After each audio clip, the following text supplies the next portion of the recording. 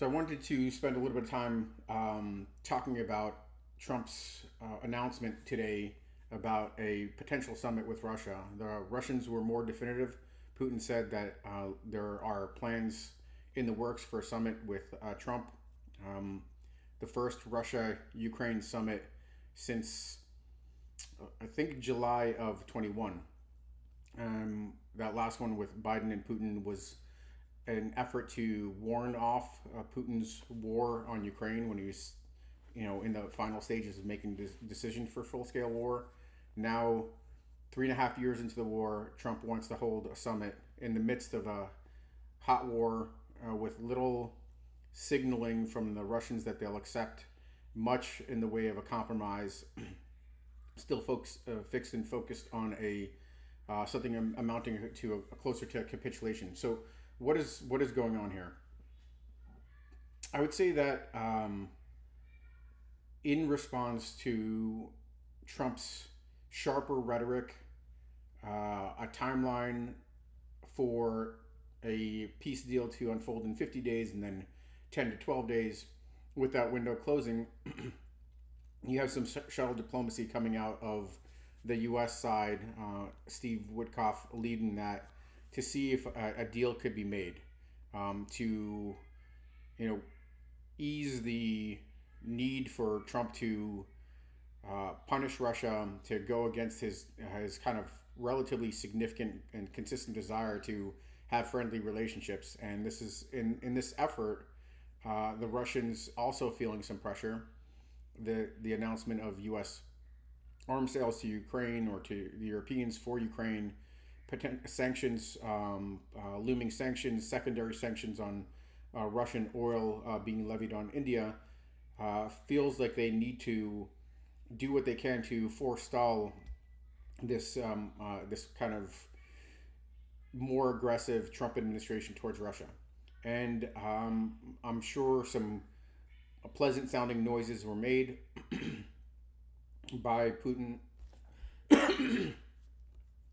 to indicate that there's an openness to the ceasefire.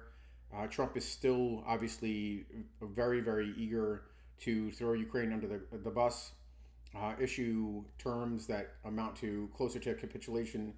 And the parameters seem to be something along the lines of the Ukrainians giving up two regions. These are together referred to as the Donbass, the states, the oblasts of Donetsk and Luhansk, and including territories that are still retained under Ukrainian control.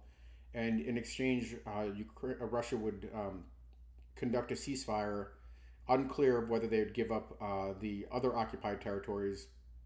There are parts of Kharkiv and Zaporozhye and Kherson that are occupied, and whether Russia would return those to Ukrainian control. Hard to believe, because part of what Russia has managed to achieve in the very early stages of the war was a land bridge between Russia and Crimea. So in this scenario, we are returning back to this formula where Putin makes some pleasant sounding noises about his willingness to end this war, hasn't attempted to do a unilateral ceasefire as a show of good faith, has not really kind of made the signals or the public statements indicating that he's willing to shift off of his more expansive views for this war. And pressure shifts back to Ukraine for Zelensky to forsake his population that's now in Ukrainian hands, turn it over to Russia, as well as the occupied territories that Russia has been occupying for the past 3.5 years, with some relatively modest gains outside the opening days of the war. So for me, this looks like a non-starter. I think the fact is that it's a little bit of a game of brinkmanship. Who says more and shows more of a willingness? Right now, Putin is wishful thinking that Putin is willing to compromise, and the ball's in Zelensky's court.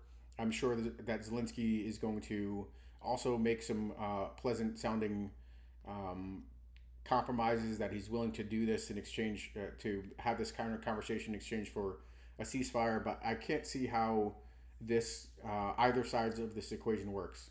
Russia I mean, think about this metaphor: Russia breaking into Ukraine, uh, murdering, looting, and it's the end state for this is that it's rewarded with territorial gains that it banks and then licks its wounds and potentially launches some further campaigns for of territorial aggression. So no security guarantees are part of this, either from Russia, from the U.S.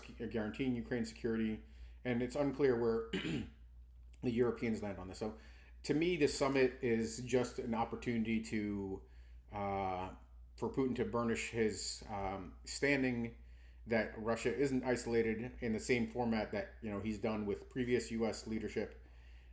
It's an effort to forestall U.S. action, put some pressure on Ukraine, but not a situation in which he's willing to compromise. And Ukraine also willing to compromise a lot to help end this war, unprepared to deliver territory that's outside of Russia's hands and give up territory to Russia, in part because it would be a compromise of Ukraine's sovereignty and territorial integrity, but also it's unclear how this would roil the domestic population that Zelensky's giving away Ukrainian territory that thousands of Ukrainians have bled and died for. This is more in the line of a Trump kind of PR, like he did with Kim Jong Un years back with regards to North Korea. It's thumbing his nose at the establishment and the folks that say that there is not a huge amount of merit to engaging Putin at the moment outside of major steps towards a ceasefire and negotiated solution. This is more smoke and mirrors that could be repackaged.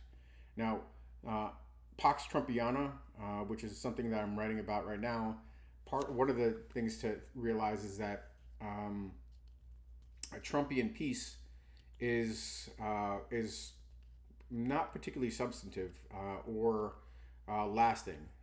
We think about the U.S.-Israel-Iran scenario. Peace came at the end of a bombing campaign against Iran's nuclear infrastructure. That may have deterred and cowed Iran in the short term. It may force the Iranians to bury deeper their nuclear program until they're at a breakout. It may necessitate Israeli-U.S.